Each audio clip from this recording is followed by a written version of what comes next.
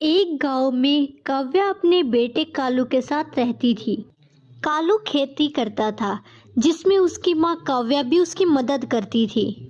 हर रोज की तरह आज भी काव्या अपने बेटे कालू को खेत में रोटी देने जा रही थी।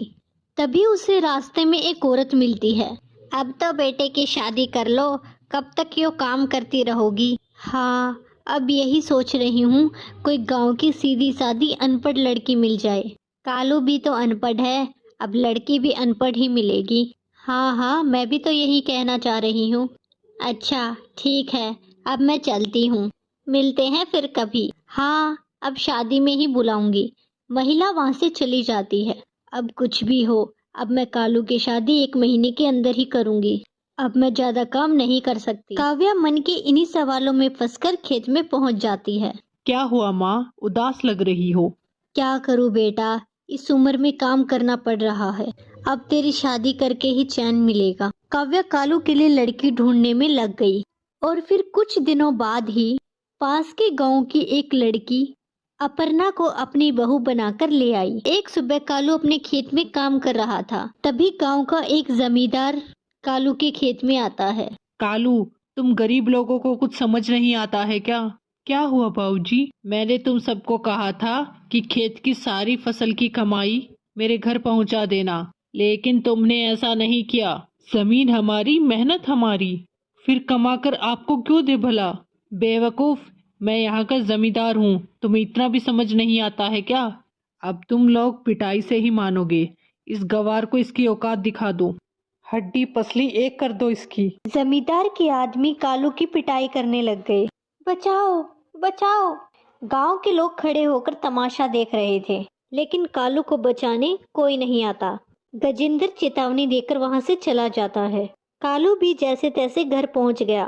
कालू की यह दशा देखकर काव्या और अपेक्षा दौड़कर आती हैं। क्या हुआ मेरे बच्चे को? ये हाल किसने किया?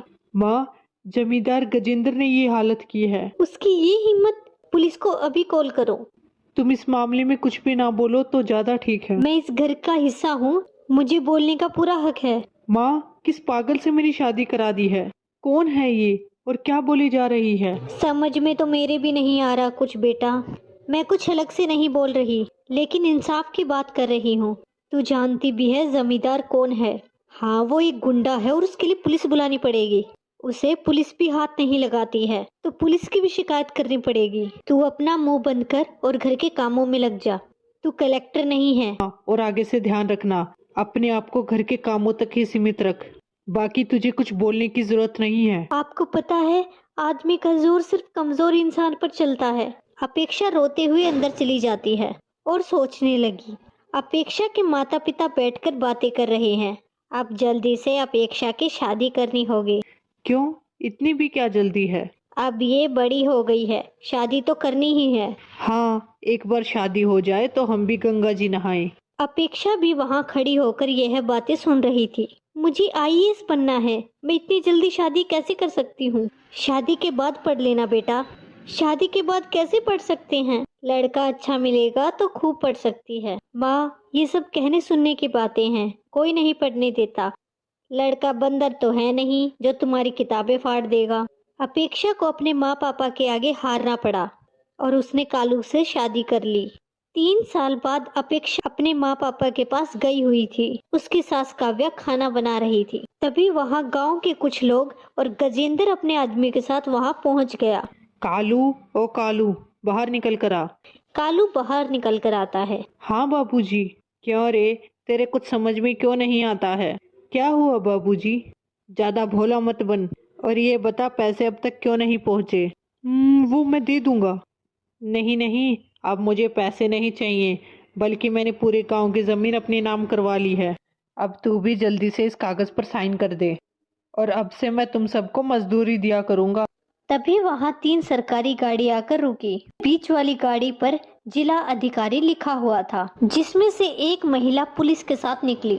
वो महिला अपेक्षा थी। कालू और काव्या यह देखकर चौंक जाते हैं। तुम्हारा काला चिट्ठा अब खुल गया है।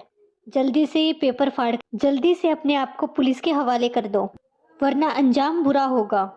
जमींदार सिर्फ गरीब लोगों पर ही हुक्म चलाता था। कलेक्टर को देखकर वो बहुत डर गया। और उसने तुरंत अपने आप को पुलिस के हवाले कर दिया। मेरी बहू कलेक्टर है। हाँ माँ जी, शादी से पहले मैं यूपीएससी का इंटरव्यू दे चुकी थी और शादी के बाद पता चला कि मेरा सिलेक्शन हो गया है और गुस्से में मैं अपने मम्मी पापा के पास नहीं गई थी। मैं तो अपनी ट्रेनिंग के लिए गई थी।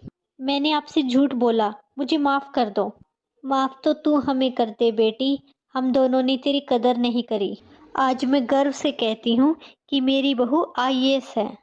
काव्या और कालू को अपनी गलती का एहसास हुआ और उन्होंने कभी ना ऐसा आगे करने का प्रण लिया। धन्यवाद। कहानी अच्छी लगी तो चैनल को सब्सक्राइब करें और वीडियो को लाइक करें।